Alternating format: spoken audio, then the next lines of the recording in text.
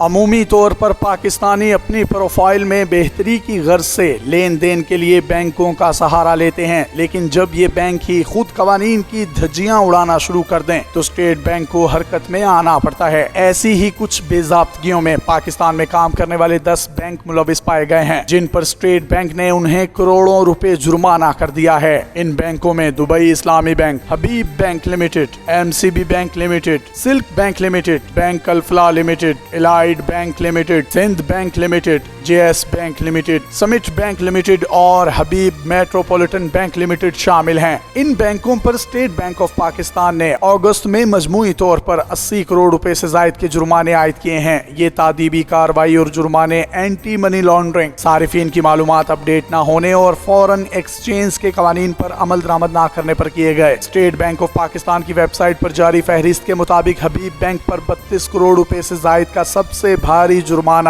عائد کیا گیا ہے۔ حبیب بینک پر صارفین سے غلط سروس چارجز کی کٹوتی کا بھی الزام عائد کیا گیا ہے۔ بینک کو جرمانے کے ساتھ ساتھ ہدایت بھی کی گئی ہے کہ وہ اپنے سسٹم میں بہتری لائیں تاکہ دوبارہ ایسا نہ ہو۔ دبئی اسلامی بینک پر 7 کروڑ 79 لاکھ روپے کا جرمانہ عائد کیا گیا ہے۔ سلک بینک پر 5 کروڑ 38 لاکھ سے زائد جرمانہ کیا گیا اور ساتھ ہی ہدایت کی گئی ہے کہ بھاری رقوم کی ٹرانزیکشن کی اپنے طور پر انکوائری کریں اور قانون کے مطابق اقدامات کریں۔ اسی فہرست کے مطابق MCB بینک پر 15 کروڑ 91 روپے، بینک الفلاح پر 5 کروڑ 27 لاکھ سے زائد، الائیڈ بینک پر 3 کروڑ 27 لاکھ سے زائد، سندھ بینک پر 1 کروڑ 50 لاکھ سے زائد، سمٹ بینک پر 1 کروڑ 30 لاکھ سے زائد، جبکہ JS بینک پر 7 کروڑ سے زائد اور حبیب میٹروپولیٹن بینک پر 1 کروڑ روپے جرمانہ کیا گیا۔ اسٹیٹ بینک آف پاکستان کے مطابق اس اقدام کا مقصد بینکاری نظام میں شفافیت کو یقینی بنانا ہے۔